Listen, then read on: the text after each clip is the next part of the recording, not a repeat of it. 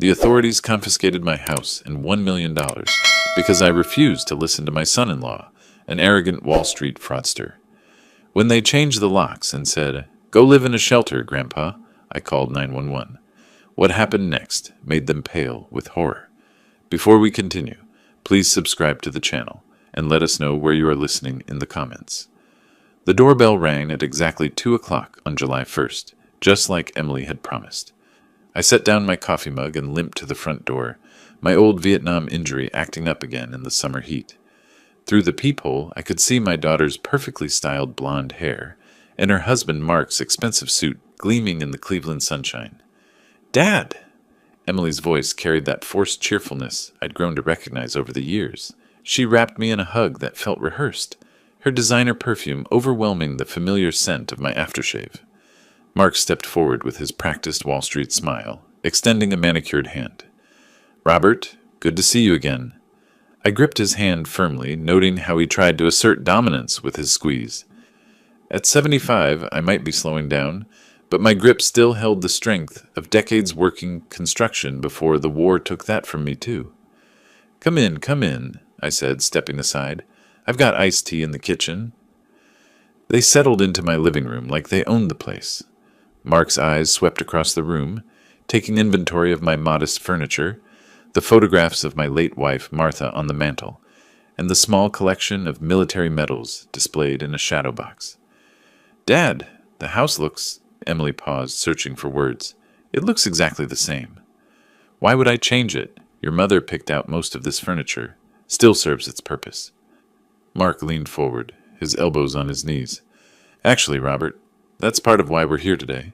We've been thinking about your future, about what's best for you." Something in his tone made me set my glass down carefully. I'd heard that tone before, in boardrooms and negotiation tables. It was the voice of someone about to deliver bad news wrapped in concern.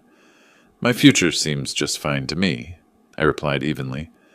Emily shot a glance at her husband, then looked back at me with those big blue eyes that reminded me so much of her mother. "Dad, we're worried about you living here alone. You're not getting any younger, and this big house, it's a lot of responsibility." "I manage just fine." "But for how long?" Mark interjected, his voice taking on a sharper edge. "What happens when you can't climb those stairs anymore? What happens when you fall and no one's around to help?" The afternoon light streaming through my windows suddenly felt harsh. I studied my son-in-law's face, noting the way his jaw tightened when he spoke about my limitations, as if my age was a personal inconvenience to him. "I appreciate your concern," I said slowly, "but I'm not ready for a nursing home." "Who said anything about a nursing home?" Emily's laugh sounded brittle. "We're talking about something much better than that." Mark pulled out a leather portfolio from his briefcase, the kind that screamed expensive lawyer or high-end consultant. "We've found an excellent assisted living community in Florida. Beautiful weather, great activities, people your own age." "And what about my house?" "Well," Mark's smile widened, "that's where our expertise comes in. I have connections in real estate, and Emily and I could handle the sale for you. Take that burden right off your shoulders." The room fell silent except for the ticking of Martha's old grandfather clock. I looked at my daughter, searching her face for some sign of the little girl who used to help me in the garden, who used to cry when she stepped on ants because she didn't want to hurt anything. "And my money?" I asked quietly. "Your money would be safe," Mark assured me, his fingers drumming against the portfolio. "In fact, I could invest it for you, double it within a year. I have access to opportunities that most people never see." There it was, the real reason for this visit, not concern for my well-being, not love for a family patriarch, but the cold calculation of profit. I felt something twist in my chest, a combination of heartbreak and anger that I hadn't experienced since Martha's funeral. Emily reached across and took my hand. "Dad, we just want what's best for you. We want you to be comfortable and safe." I squeezed her hand gently, feeling the softness of her skin, the wedding ring that Mark had bought her, the life she'd built so far from the values I'd tried to teach her. "I need some time to think about this," I said. Mark's jaw tightened again. "Of course, take all the time you need.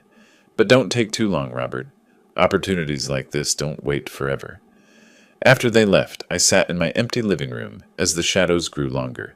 The grandfather clock continued its steady rhythm, marking time that suddenly felt much more precious than it had that morning. The next morning brought rain, the kind of steady drizzle that made my old bones ache. I'd barely slept, replaying yesterday's conversation over and over in my mind. By the time Emily called at 8:30, I was already dressed and sitting at my kitchen table with the morning paper. Dad, I hope I'm not calling too early. I've been up since 5, sweetheart. You know how it is. Her laugh sounded forced. Right, of course. Listen, Mark and I were talking last night, and we really think this Florida thing could be perfect for you. I did some research online, and the facility has a pool, a library, even a workshop where you could tinker with things like you used to. I stared out my kitchen window at the neighbor's garden where Mrs. Patterson was tending to her roses despite the rain. She was 82 and still lived alone, still drove herself to the grocery store every Thursday. Emily, can I ask you something? Of course, Dad. When your mother was sick, what did she tell you about taking care of family? There was a pause. She said family always comes first. That's right. She said we take care of each other, not take from each other. I don't understand what you mean. But I could hear in her voice that she understood perfectly. Your mother left me this house, Emily. She left me my independence, and she taught you better than what you're trying to do here. Dad, you're being dramatic. We're trying to help you. No, you're trying to help yourselves. The line went quiet, except for the sound of her breathing. When she spoke again, her voice was smaller, more like the daughter I remembered. Mark says the investment is guaranteed. He says we could all benefit from it. And what do you say, Emily? What does my daughter say, not Mark's wife? I don't know anymore, Dad. Things are complicated. Money is tight, and Mark has these opportunities. Money's always tight, sweetheart. That's not new. What's new is thinking you can solve it by stealing from your father.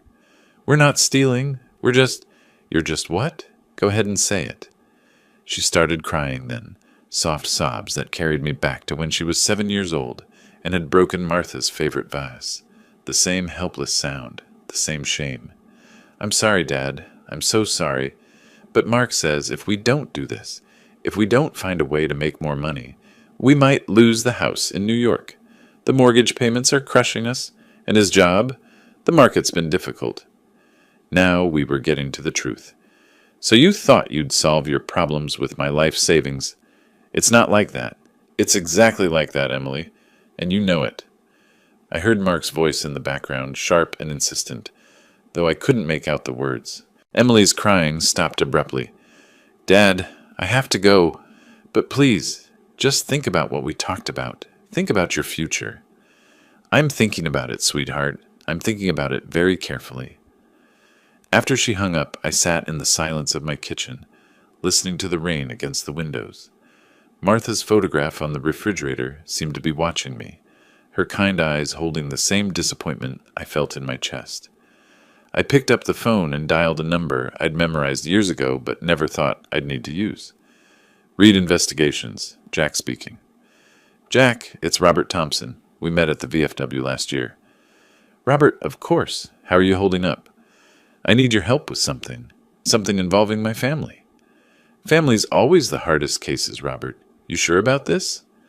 I looked around my kitchen at the home Martha and I had built together, at the life I'd carved out of 50 years of honest work and careful saving. I'm sure, Jack. I think my daughter and her husband are planning to rob me blind, and I need to know exactly what they're up to before they do it. I'll be over this afternoon. Thank you, Jack. Don't thank me yet, Robert. In cases like this, you might not like what I find.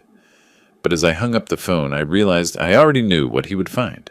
The question wasn't whether Emily and Mark were planning to cheat me. It was how far they were willing to go to do it. Jack Reed arrived at 3 o'clock sharp, carrying a worn leather briefcase and the bearing of a man who'd seen too much in his 20 years as a Cleveland police detective. Now in his 50s, with gray threading through his dark hair, he had the careful eyes of someone who'd learned to trust nobody and verify everything. Coffee? I offered as he settled into my living room chair. Black, if you've got it. I poured 2 cups and sat across from him, noting how he'd positioned himself to see both the front door and the back hallway. Old habits. Tell me what's going on, Robert. I laid out yesterday's visit, Emily's phone call this morning, and the growing certainty in my gut that something was very wrong. Jack listened without interrupting, occasionally jotting notes in a small notebook. "The Florida facilities," he said when I finished. "They give you a name?" "Sunset Gardens. Mark said it was in Tampa." Jack made another note. "And the investment opportunity? He mentioned any specifics?" "Just that he could double my money in a year through his connections." "Uh-huh." Jack's expression remained neutral, but I caught the slight tightening around his eyes. "Robert, I'm going to be straight with you. What you're describing sounds like a classic setup. The assisted living story gets you out of the picture, the power of attorney gives them control of your assets, and the investment scheme makes the money disappear legally. But Emily's my daughter. She might not even know she's part of a con, Robert. Some of these guys are good at making their wives think they're legitimate businessmen." Jack opened his briefcase and pulled out a contract. "I'm going to need you to sign this, and I'm going to need a retainer. $500 to start, and I bill at $50 an hour plus expenses." I signed without hesitation and wrote him a check. "How long will this take?" "Give me a week. I'll run background checks on Mark, verify his employment, check into this Florida place. I'll also set up some discreet surveillance to see what they're really up to." "Surveillance?" Sometimes people reveal their true intentions when they think nobody's watching. That evening I called Emily back. My hands trembled slightly as I dialed, not from age, but from the weight of what I was about to do. "Dad, I was hoping you'd call. Mark and I have been talking, and we really think—" "I've made a decision, Emily." "You have?" Her voice brightened immediately. "I want to see the paperwork, all of it. The Florida facility information, the investment details, everything." "Of course. Mark will be so pleased. He's already started preparing the documents you'll need to sign." "Documents I'll need to sign. Not information for me to review, but papers for me to execute." The distinction wasn't lost on me. "When can you bring them over?" "How about this weekend? Saturday afternoon? Mark wants to go over everything carefully with you. Make sure you understand all the benefits." "Saturday sounds fine." "Oh, Dad, this is wonderful. You're going to love Florida, and the money—" Mark says with his contacts, we could see returns of up to 200%, maybe more. 200%. The number hung in the air like a bad joke. In my 40 years of working construction and then managing the crew, I'd never seen a legitimate investment promise anything close to that. "Emily, can I ask you something?" "Anything, Dad?" "Do you remember what your mother used to say about deals that sound too good to be true?" There was a pause. She said they usually are." "That's right, sweetheart. She was a smart woman, your mother." "Dad, are you having second thoughts? Because Mark says—" "I'm not having second thoughts, Emily. I'm just remembering your mother's wisdom." After we hung up, I walked through my house, really looking at it for the first time in months. The hardwood floors Martha and I had refinished ourselves. The kitchen where she'd taught Emily to bake cookies. The living room where we'd hosted Christmas mornings and birthday parties and quiet Sunday afternoons, reading the paper together. They wanted to take all of this away from me, sell it, and disappear my life savings into some scheme that would benefit everyone except the man who'd spent 50 years earning it. But they'd made one critical mistake. They'd assumed that because I was old, I was helpless. They'd forgotten that I'd survived Vietnam, built a successful business, and raised a family on principles that didn't include stealing from the people who loved you. As I turned off the lights and headed upstairs to bed, I found myself almost looking forward to Saturday afternoon, because by then Jack would have started at his investigation, and I would have a much clearer picture of exactly who I was dealing with. The grandfather clock chimed 11 times as I reached the top of the stairs, its steady rhythm a reminder that time was indeed precious, and that some people had already wasted far too much of mine. Jack called me Thursday morning while I was nursing my second cup of coffee and watching the sunrise paint my kitchen walls. Gold. 3 days of digging had given him more than either of us expected. "Robert, you need to sit down for this." "I'm already sitting, Jack. What did you find?" "Sunset Gardens doesn't exist. The Tampa address they gave you. It's a vacant lot. Has been for 2 years. My coffee suddenly tasted bitter. And Mark's investment opportunity? Classic Ponzi scheme. I found 3 other families in New York who lost everything to the exact same pitch. Same promises, same documentation, same disappearing act afterward. The pieces clicked together in my mind, like ammunition sliding into a rifle chamber. How long has this been going on? At least 18 months, maybe longer. Robert, your daughter, she might not know the full extent of what her husband's been doing. Or she might know exactly what she was doing. Either way, I had a decision to make. What's our next step? I'm going to be recording everything on Saturday. I've got equipment that'll pick up conversations from 3 rooms away. But Robert, you need to be careful. If they suspect you know something, let me worry about that, Jack. These two forgot who they're dealing with. Friday dragged by like a week. I cleaned my house twice, organized my papers 3 times, and called Martha's grave like I did every Friday, telling her about our daughter's betrayal. The roses I'd planted by her headstone last spring were blooming now, bright red against the gray marble. Saturday afternoon arrived with the punctuality of death itself. Emily's car pulled into my driveway at exactly 2 o'clock, Mark's confident stride already visible through the windshield. I watched them gather their briefcase and manila folders, weapons disguised as paperwork. Jack's surveillance van was parked 3 houses down, disguised as a cable repair truck. Through my kitchen window, I could see him adjusting equipment inside. The doorbell rang. "Dad!" Emily's smile was brighter than usual, almost manic. "Are you ready to start your new life?" Mark swept past her, carrying his briefcase like a conqueror's banner. "Robert, today's the day we make you rich." They spread their documents across my dining room table with the efficiency of undertakers laying out burial clothes, power of attorney forms, property transfer deeds, investment contracts promising returns that would make lottery winners weep with envy. "See here," Mark pointed with his gold pen. "This gives Emily and me the authority to manage your assets while you're settling into your new home in Florida. And this," Emily added, her voice trembling slightly, "transfers the house deed temporarily, just until we can get the best price for it." I picked up the power of attorney document, noting the signature line where my name was already filled in with someone else's handwriting. The forgery was excellent, almost perfect. Almost. "You've both put a lot of work into this." Mark's chest puffed with pride. "I have connections, Robert. People who can make things happen quickly and quietly." "I'm sure you do." I set the document down carefully. "Emily, sweetheart, can you get me a glass of water? This is a lot to process."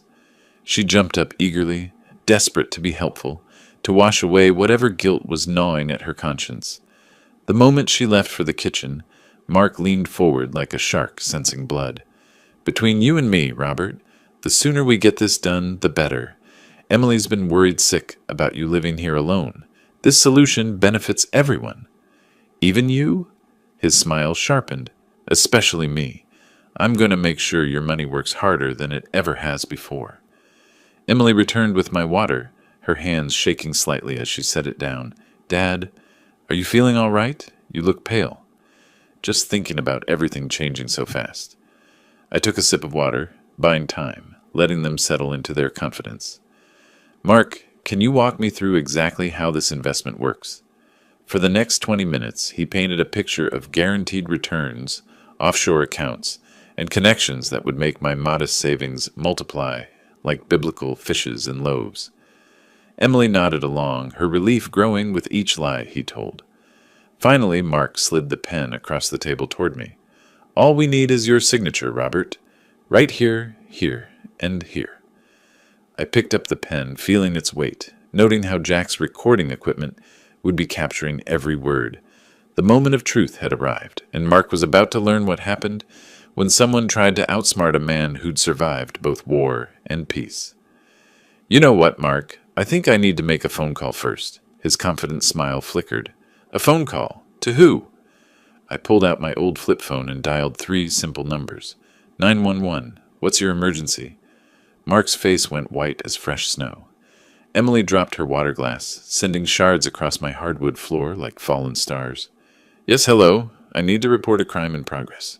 My name is Robert Thompson, and I'm at 412 Maple Street in Parma. My daughter and son-in-law are attempting to steal my house and life savings through forged documents."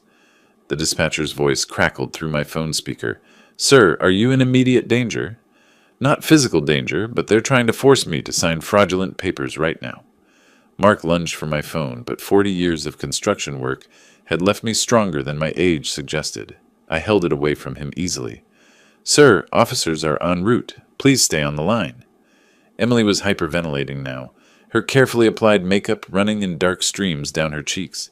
Dad, what are you doing? We're family. Family doesn't steal from family, sweetheart. Mark had recovered from his initial shock and was scrambling to gather up the documents. This is insane, Robert. You've lost your mind. Emily, we're leaving. Now. Actually, you're not. I walked to my front door and opened it wide, letting the afternoon breeze carry the sound of approaching sirens into my house. Mark froze like a deer caught in headlights, his hands full of incriminating evidence. You can't prove anything, he said, but his voice lacked its earlier confidence. Can't I? I pulled out my phone again and scrolled to a recording I'd made earlier in the week. Jack's equipment isn't the only thing that records conversations, Mark. The first police car pulled into my driveway, just as Mark's recording began playing from my phone. Emily, we'll just sign for him. The old man won't notice anything, and when he does, it'll be too late. Emily's sob cut through the air like a blade. Mark, you said we were just helping him. Two officers approached my front door with the measured steps of men who'd seen every kind of human foolishness. The older one had gray temples and tired eyes that had witnessed too many family betrayals. His younger partner looked fresh from the academy, eager and alert. Good afternoon, officers. I'm Robert Thompson. I called about the attempted fraud. Officer Johnson, according to his name tag, surveyed the scene. Scattered documents, Emily's tear-stained face, Mark's panicked expression, and my unusual calm.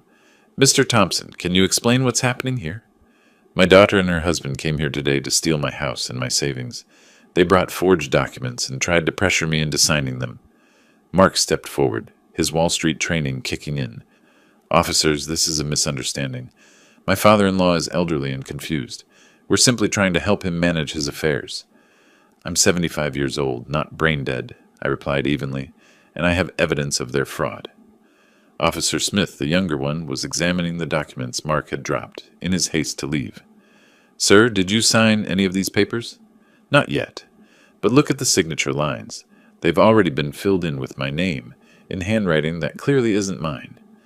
Johnson took the documents and compared them to my driver's license. Even from across the room, I could see him frowning at the obvious differences. Mr. Wilson, is it? Can you explain why Mr. Thompson's signature appears to be pre-written on these forms? Mark's confidence was cracking like ice in spring. That's just a sample signature, for reference purposes. Reference for what? Emily suddenly found her voice. Officers, please. This is all a terrible misunderstanding. My father asked us to help him with his finances, and we were just... Emily, my voice cut through her explanation. Stop lying. You're already in enough trouble. Smith was photographing the documents now, while Johnson continued his questioning. Mr. Thompson, you mentioned having evidence of fraud. What kind of evidence? I scrolled through my phone's recordings. I have audio recordings of my son-in-law admitting to forging documents and planning to steal my property. I also have photographs of similar schemes he's run on other families. Mark's face had gone from white to gray. You can't record private conversations without consent. Actually, in Ohio, I can record any conversation I'm part of. And since this is my house, I had every right to document what was happening here. Johnson exchanged a look with his partner. 20 years on the force had taught him to recognize guilt when he saw it. Mr. Wilson, I'm going to need you to put your hands behind your back. You can't arrest me. I have connections. I'll have your badges. But as Johnson cuffed him, Mark's threats sounded hollow, the desperate bluster of a man whose careful plans had collapsed in spectacular fashion. Emily collapsed into my living room chair, her designer clothes wrinkled, her perfect makeup ruined. Dad, I'm sorry. I'm so sorry. I never wanted it to go this far. I looked at my daughter, this stranger who shared my blood, and felt something break inside my chest that would never heal completely. Some things, Emily, can't be undone with apologies. Officer Smith was reading Mark his Miranda rights when Jack's surveillance van pulled up, right on schedule. Through my window, I watched him emerge with professional recording equipment and a satisfied expression that told me everything had been captured. You have the right to remain silent. Anything you say can and will be used against you in a court of law. Mark's struggles against the handcuffs were pathetic, like a fish flopping on dry land. "This is harassment. I demand to speak to my lawyer immediately." "You'll get your phone call at the station," Johnson replied calmly. He'd clearly dealt with Mark's type before, wealthy men who believed money could buy them out of any consequence. Emily sat frozen in my chair, watching her husband being arrested with the hollow expression of someone whose world had just imploded. When Smith approached her with his notebook, she flinched like he was carrying a weapon. "Ma'am, I need to ask you some questions about your involvement in this scheme." I didn't know it was illegal. Mark said we were helping Dad manage his money better." The lie hung in the air like smoke. Even Emily seemed to realize how unconvincing it sounded. I pulled out my phone again and found a different recording. "Officer, you might want to hear this conversation from 3 days ago." Emily's voice filled the room, crystal clear. "Dad, we just want what's best for you. We want you to be comfortable and safe." Then Mark's voice, more distant but audible. "Get him to sign everything today. Once we have power of attorney, the old man won't be able to stop us, even if he figures it out." Emily's face crumpled. "Dad, how could you record us? We're family." "Family doesn't try to steal everything I've worked 50 years to build." Johnson finished with Mark and turned his attention to Emily. "Ma'am, based on what we've heard here today, I'm placing you under arrest as well for conspiracy to commit fraud." "No, please. I have children to think about. This was all Mark's idea." "Tell it to the judge," Smith said, not unkindly, but without sympathy. As they led Emily toward the second police car that had arrived, she turned back to me one last time. "Dad, please don't let them take me away from my kids." "You should have thought about your children before you tried to rob their grandfather." The words came out harder than I'd intended, but watching her face crumble didn't bring me the satisfaction I'd expected. This was my daughter, the little girl who used to help me build birdhouses in the garage, who used to fall asleep on my lap while I read her stories. Mark was loaded into the first police car, still shouting about his connections and his lawyers. Through the window, I could see him trying to use his one phone call, probably hoping someone on Wall Street would magically make this all disappear. Emily went more quietly, her shoulders shaking with sobs that reminded me too much of her mother's tears when Martha had learned her cancer was terminal. Jack approached my front door as the police cars pulled away, carrying what remained of my family toward whatever justice awaited them. "Robert, you did the right thing." "Did I?" I looked at the scattered documents on my dining room table, the evidence of their betrayal mixed with the wreckage of our relationship. I just destroyed my only child's life. She destroyed her own life the moment she decided to steal from you. You just refused to be a victim. The neighbor's dog was barking at all the commotion, and Mrs. Patterson from next door was standing on her porch, watching the drama unfold with the fascination of someone whose life had been considerably more boring until today. What happens now? Now the legal system takes over. With the evidence we have, they'll likely plead guilty to avoid trial. Mark will probably get serious prison time, especially if they find other victims. Emily? Jack shrugged. First offense, cooperating witness, kids involved. She might get probation. I sat down at my dining room table, suddenly feeling every one of my 75 years. The house was quiet again, but it was a different kind of quiet than before, the silence of abandonment rather than peace. You know what the worst part is, Jack? What's that? I still love her. After everything she tried to do to me, she's still my little girl, and I still love her. Jack gathered up the scattered documents, evidence now in a criminal case. Love doesn't mean you have to let people destroy you, Robert. Sometimes loving someone means setting boundaries they don't want to accept. Through my kitchen window, I could see Martha's rose garden blooming in the afternoon sun.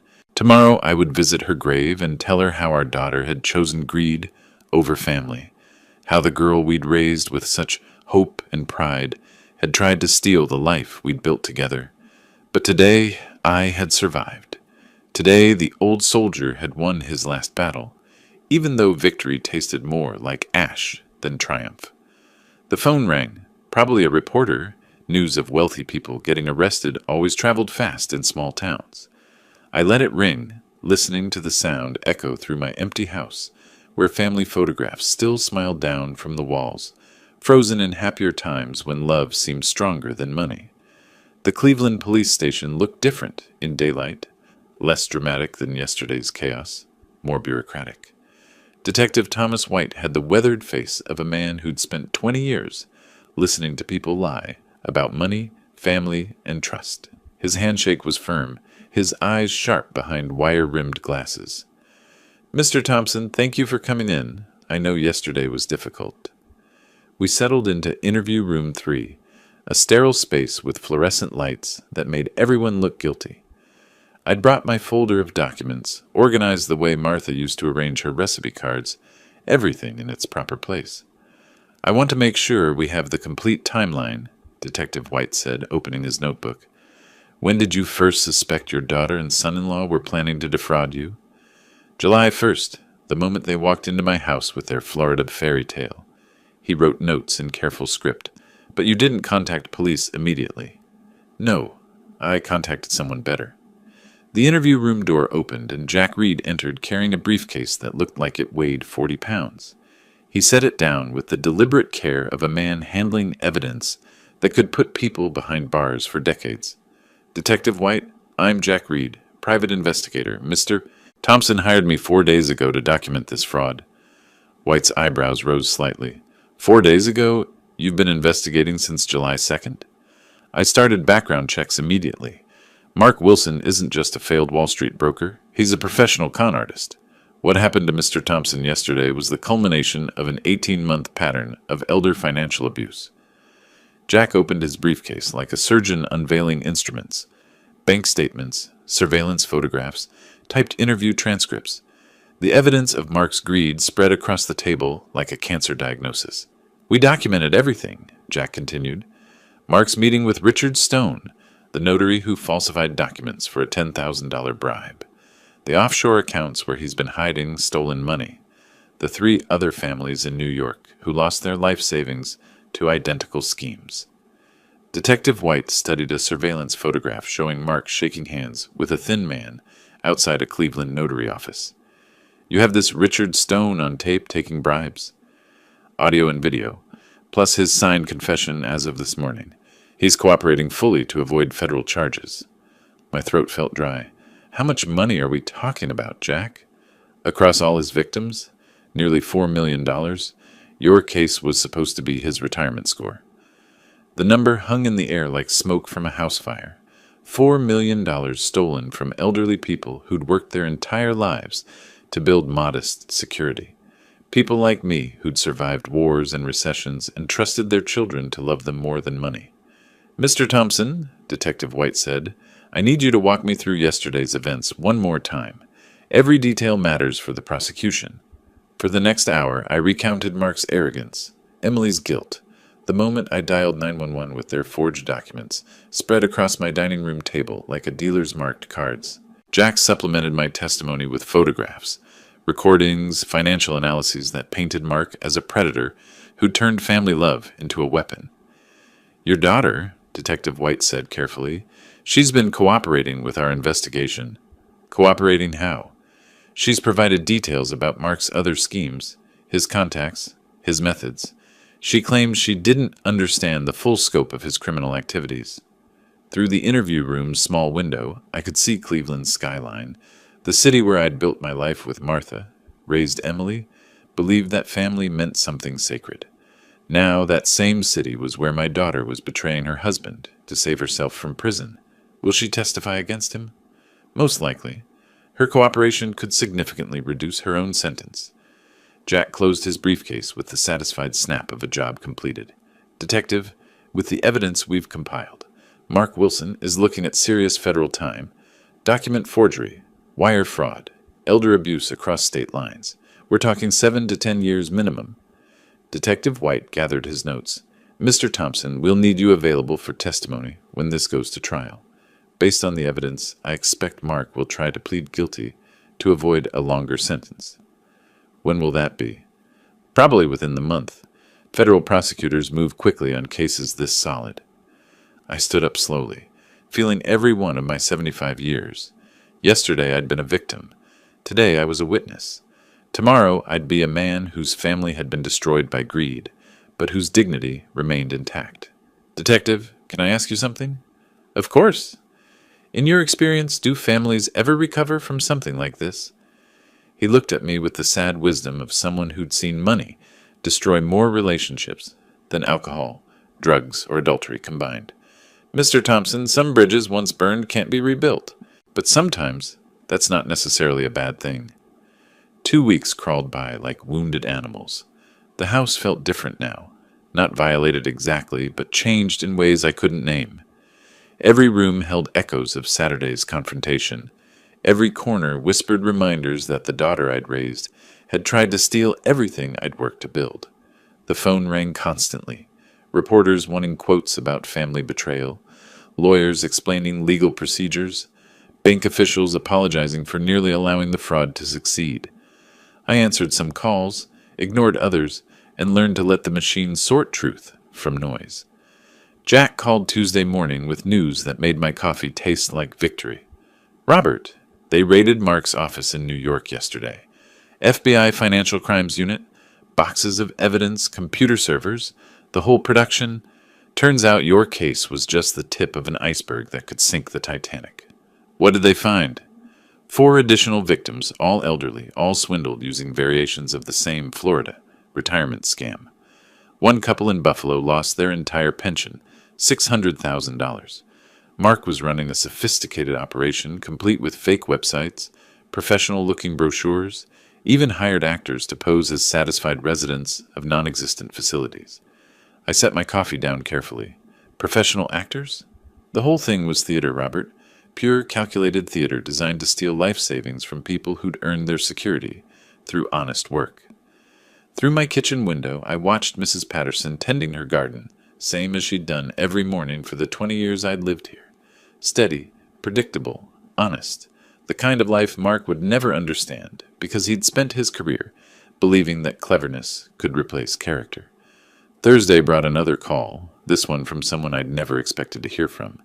Mr. Thompson, this is Assistant District Attorney Lisa Anderson. I'm prosecuting your case, and I wanted to update you on recent developments. I'm listening. Emily has agreed to testify against her husband in exchange for a reduced sentence. She's provided detailed information about Mark's criminal network, including names of other victims and evidence of systematic fraud dating back 3 years. 3 years? Minimum. We think it may go back further, but financial records before 2022 were deliberately destroyed. Your son-in-law is looking at federal charges that could put him away for a decade or more. That afternoon, I drove to the bank where Mark had tried to steal my money. Manager Michael Green met me personally, his handshake nervous, his apologies flowing like water from a broken dam. Mr. Thompson, I can't express how sorry we are about this situation. Our security protocols should have caught the irregularities immediately. Should have, but didn't. No, sir, they didn't. As compensation for our failure, the bank is crediting your account with additional interest and waiving all fees related to this incident. We've also implemented new verification procedures to prevent similar fraud. He handed me a statement showing my account balance. 1,247,892.43. More money than I'd ever seen in one place, returned with interest, as if Mark's betrayal had accidentally made me richer. The irony would have been funny if it hadn't cost me my family. Friday evening, Jack stopped by with a bottle of bourbon and the final details of the investigation. Richard Stone confessed to everything, he said, settling into Martha's old chair. Turns out Mark had been bribing him for over a year, falsifying documents for multiple fraud schemes. Stone's looking at 5 years federal time, but he'll probably serve 3 with good behavior. And the other victims? Getting their money back, mostly. Mark was smart enough to keep the stolen funds in recoverable accounts, rather than spending it all immediately. He was building towards something bigger, probably planning to disappear overseas once he hit a certain target number. I poured bourbon into 2 glasses, the amber liquid catching the evening light like liquid gold. How much bigger? Based on his computer files, he was targeting $10 million total, then planning to vanish to a non-extradition country. Your case was supposed to put him over $8 million. We drank in silence, 2 old men contemplating the mathematics of betrayal. $8 million stolen from people who'd trusted their families, their banks, their government to protect the security they'd spent lifetimes building. Jack, can I ask you something personal? Shoot. In your years investigating fraud cases, family cases, do the victims ever really recover? He stared into his bourbon like it held answers. Financially? Usually. Emotionally? He shrugged. That depends on the person.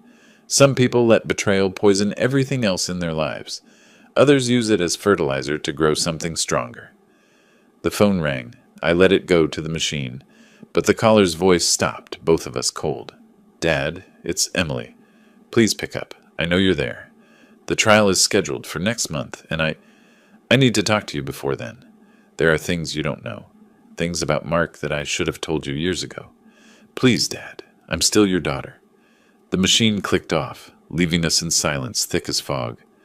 Outside, the evening shadows were growing longer, and somewhere in the distance, a church bell chimed 7 times.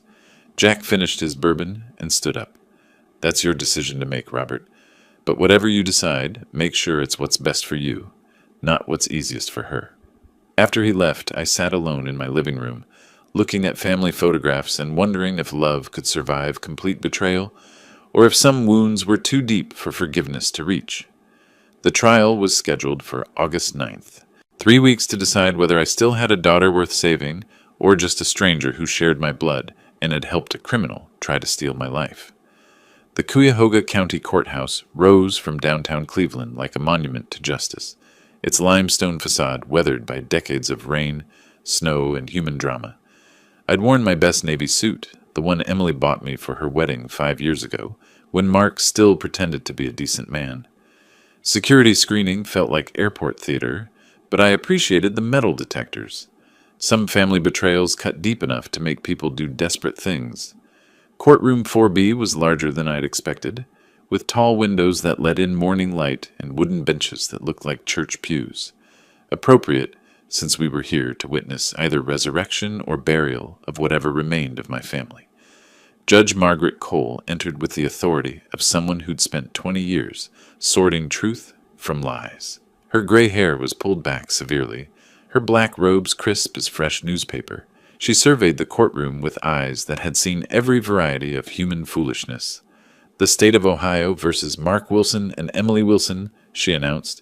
We are here for sentencing following guilty pleas entered by both defendants. Guilty pleas. They'd avoided trial by confessing, which meant Emily had kept her promise to cooperate fully.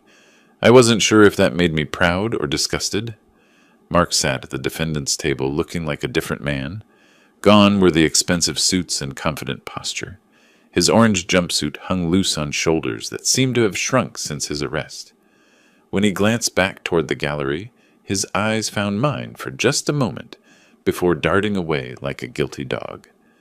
Emily sat separately, her lawyer whispering last-minute instructions. She looked fragile in her plain blue dress, her hair pulled back simply, makeup minimal. This was Emily trying to appear sympathetic, remorseful, worthy of mercy. The performance might have worked if I hadn't seen her practice similar acts for 45 years. Prosecutor Lisa Anderson stood to address the court. She was younger than I'd expected, maybe 35, with the confident bearing of someone who'd built her career on cases exactly like this one. Your Honor, the defendants orchestrated a sophisticated fraud scheme targeting elderly victims across multiple states. Mr. Mark Wilson led this operation, stealing over $4 million from senior citizens who trusted him with their life savings. Mrs. Emily Wilson aided and abetted these crimes by helping her husband gain access to her father, Robert Thompson, who is present in court today. Judge Cole looked directly at me. Mr. Thompson, would you like to make a victim impact statement? I stood slowly, feeling the weight of the moment, the finality of what we were doing here. This wasn't just about justice anymore. It was about whether family bonds could survive complete betrayal. Your Honor, I've served my country in Vietnam. I've buried my wife of 40 years. I've survived recession, job losses, and more challenges than most people face in a lifetime. But nothing prepared me for the moment my own daughter tried to steal everything I'd worked to build. My voice carried clearly through the courtroom. In the gallery, I could see reporters taking notes, other victims of Mark's schemes nodding in recognition.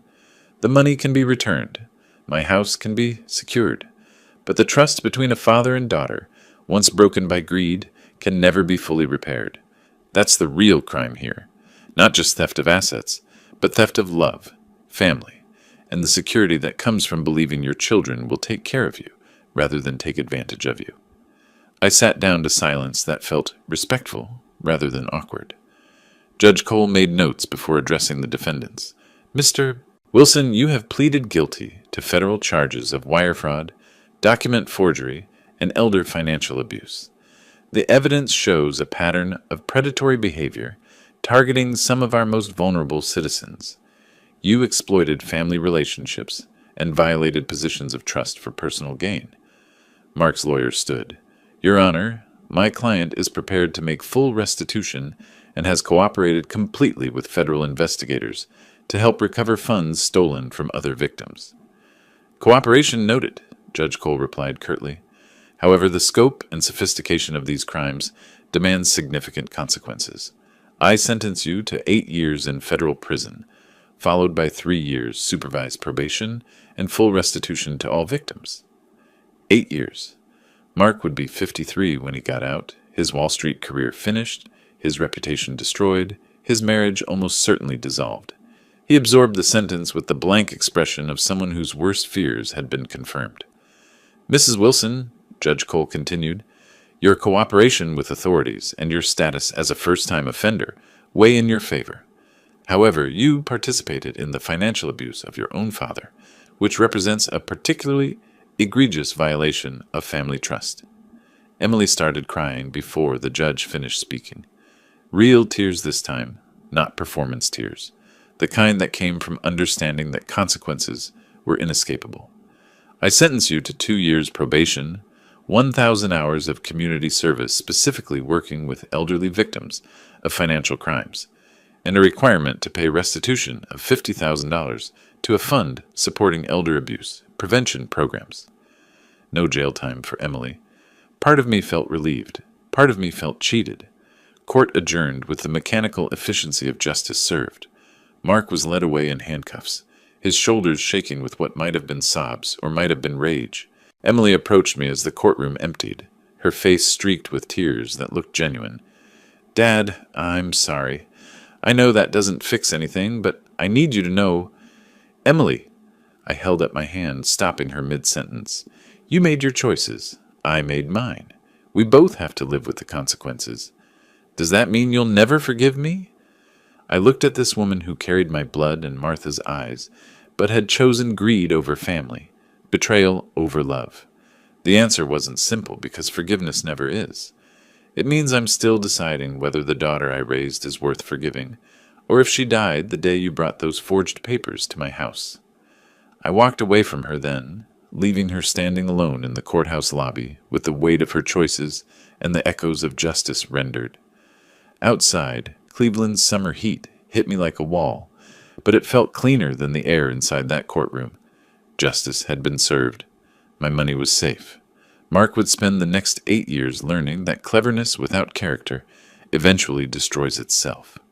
But as I walked down those courthouse steps toward whatever came next, I carried the knowledge that some victories cost more than defeats, and some family wounds never fully heal. They just stop bleeding and leave scars that remind you to be more careful about who you trust with your heart. The drive home from the courthouse took me through neighborhoods I'd known for 40 years, past the bakery where Martha bought birthday cakes, past the hardware store where I'd purchased tools to build Emily's treehouse. Everything looked the same, but I felt like I was seeing it through different eyes. The eyes of a man who'd won a war but lost his family in the process. My house sat exactly where I'd left it, white siding bright in the afternoon sun, Martha's rose bushes blooming with defiant beauty, despite everything that had happened within those walls. I parked in the driveway and sat for a moment, keys in my hand, processing the strange feeling of coming home to a place that was mine again. Mrs. Patterson was watering her garden next door when I stepped out of the car. She dropped her hose and hurried over with the excitement of someone who'd been waiting weeks to have this conversation. Robert, we saw it on the news. 8 years for that awful man, and your daughter cooperating with the police. You must feel vindicated. Vindicated? I tested the word like wine that might have turned sour. That's one way to put it, Martha. Well, you showed everyone that just because we're older doesn't mean we're easy targets. My grandson called last night to check on my finances after seeing your story on Channel 5. Inside my house, everything was exactly as I'd left it, but somehow different. The dining room table where Mark had spread his forged documents now looked like a battlefield after the war had ended. The living room chair where Emily had cried still held the ghost of her tears.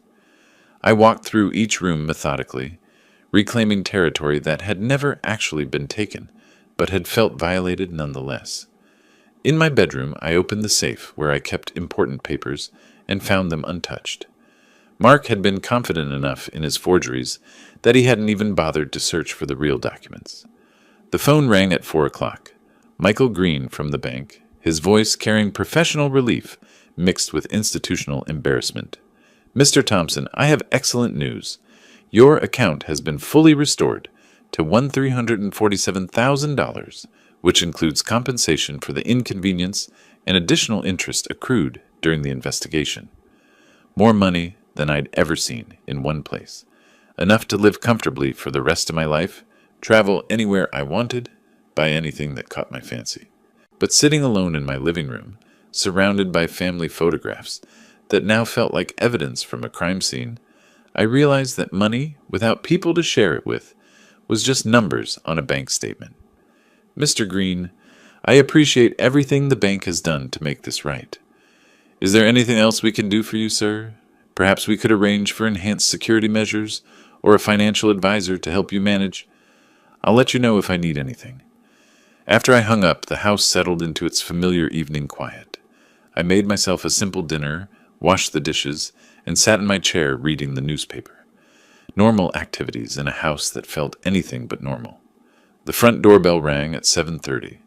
Through the peephole, I could see Frank Conover from the VFW Post, holding a casserole dish and wearing the expression of a man on a mission. Frank, what brings you by? Heard about the trial on the Veterans Network. Figured you might need some company and a decent meal. He set the casserole on my kitchen counter with military precision. Tuna noodle casserole, my late wife's recipe. And before you say you're fine, remember that we've all been through battles where victory doesn't feel much like celebration. We ate at my kitchen table, two old soldiers who understood that sometimes the hardest part of war comes after the shooting stops. You did right, Robert. Family or not, you can't let people steal your dignity along with your money.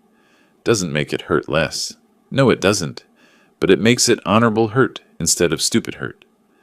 After Frank left, I sat alone with my thoughts and the weight of $1.3 million that suddenly felt less like wealth and more like responsibility.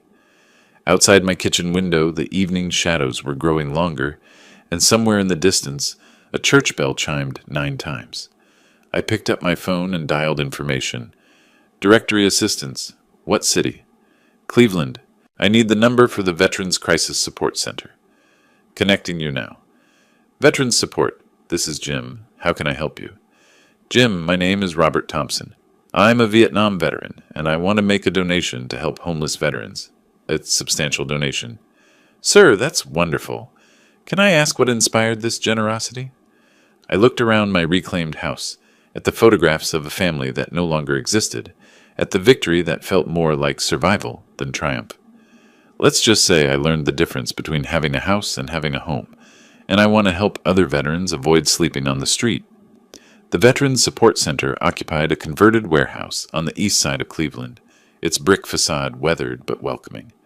I'd driven past it dozens of times over the years without really seeing it, the way you ignore things until they become personally relevant.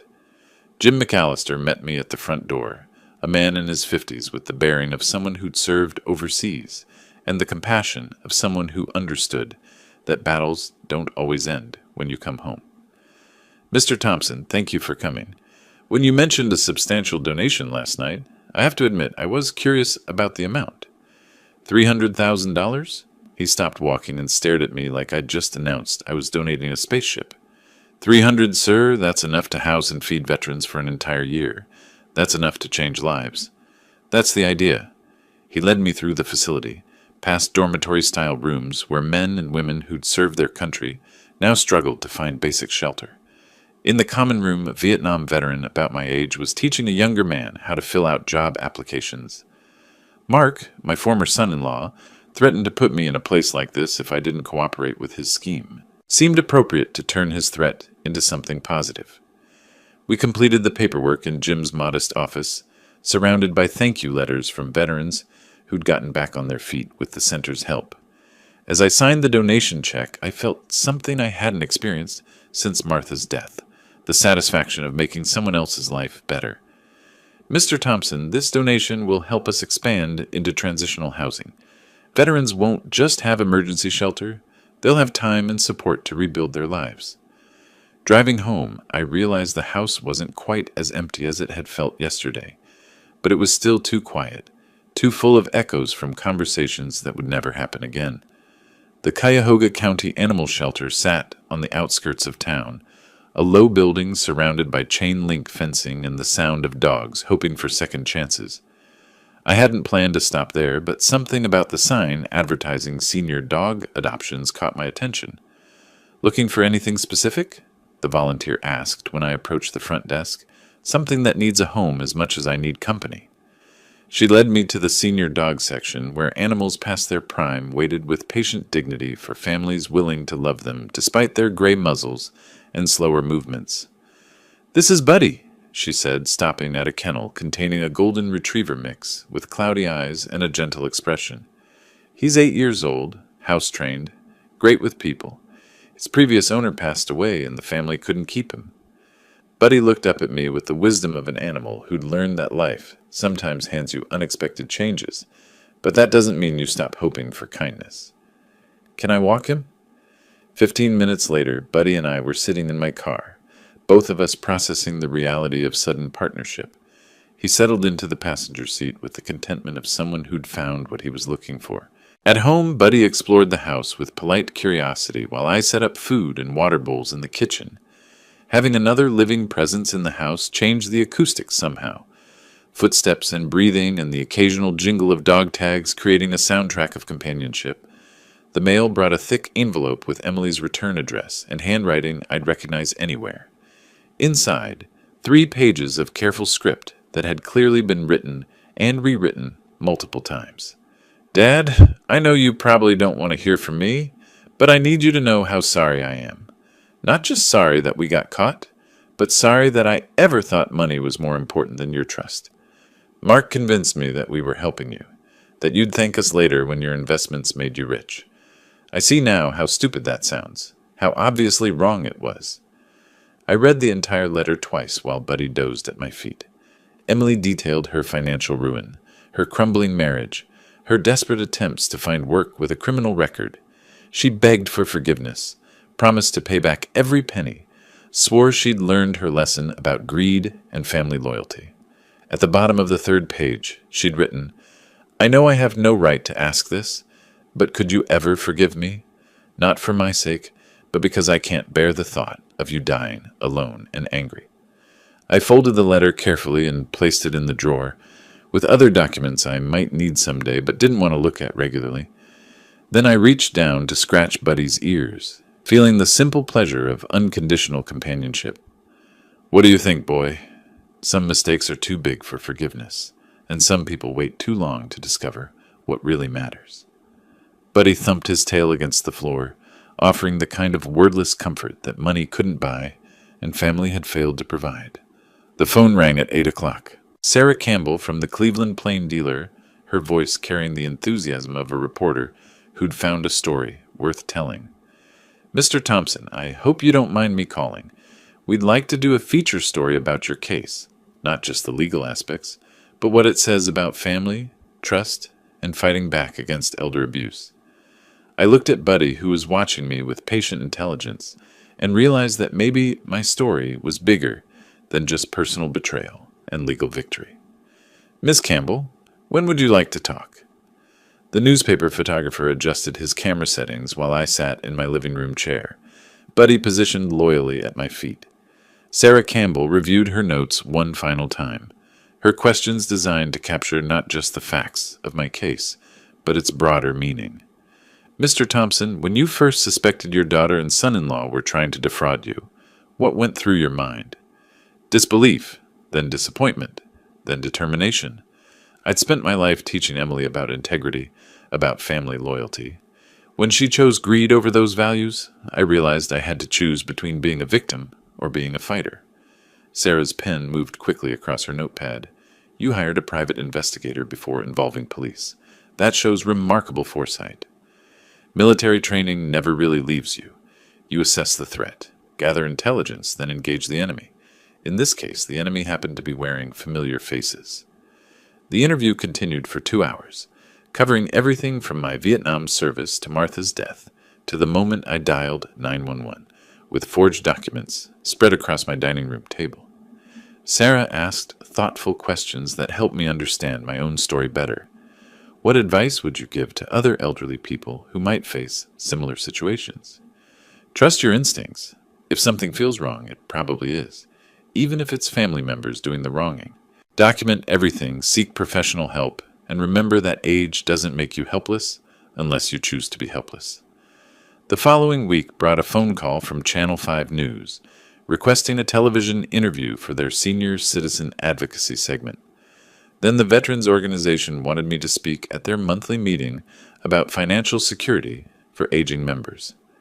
Standing at the podium in the VFW hall, looking out at faces weathered by military service and civilian struggles, I felt the weight of representing more than just my own experience. Brothers and sisters, we've all faced enemies overseas. Now we face different enemies at home, people who see our age as weakness, our trust as opportunity, our accumulated wealth as their personal jackpot. But we didn't survive war zones and build lives just to hand everything over to con artists wearing family faces. The applause was enthusiastic, but more important were the conversations afterward. 3 veterans approached me privately to share their own stories of financial manipulation by adult children, caretakers, and supposed investment advisors. "Robert," said Bill McCarthy, a Korean War veteran, "my nephew tried to talk me into signing over my house last month. After hearing your story, I told him to take a long walk off a short pier." Driving home from the VFW meeting, I realized that my personal battle had become something larger, a warning signal for other vulnerable people, a reminder that self-defense doesn't end when you turn 75.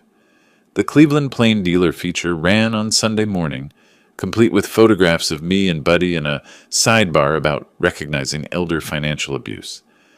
By Monday afternoon, I'd received 17 phone calls from people sharing their own stories, asking for advice, thanking me for speaking publicly about family betrayal. Tuesday brought an unexpected call from a producer at a national news program, interested in featuring my case as part of a series on elder abuse. Wednesday, a law enforcement organization requested permission to use my case as a training example for police officers. "Buddy," I said, scratching behind his ears as we sat on the front porch, watching evening settle over our neighborhood, "seems like our little family drama has become a public service announcement." The attention was flattering but overwhelming.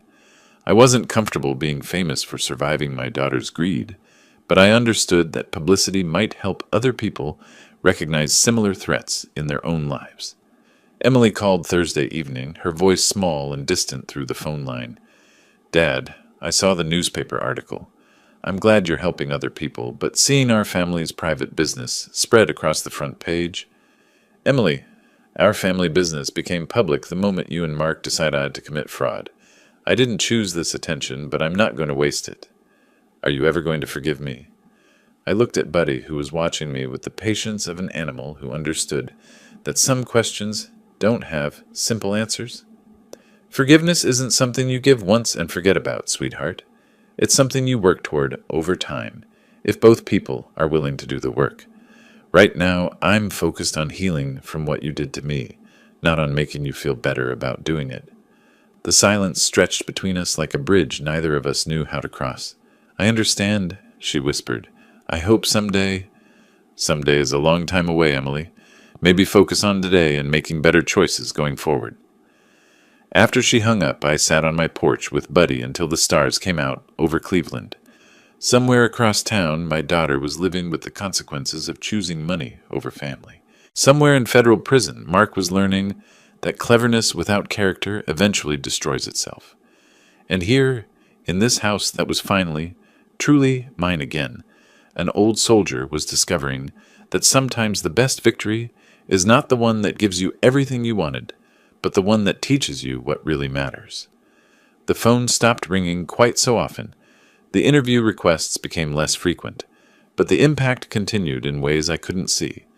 Other elderly people recognizing con artists. Other families learning to have difficult conversations about money and trust. Other victims finding the courage to fight back instead of surrendering. Maybe that's what justice really looks like. Not just punishment for the guilty, but protection for the innocent who come after. If you like this story, please like this video, subscribe to the channel, and share your impressions of this story in the comments. To listen to the next story, click on the box on the left. Thank you for watching.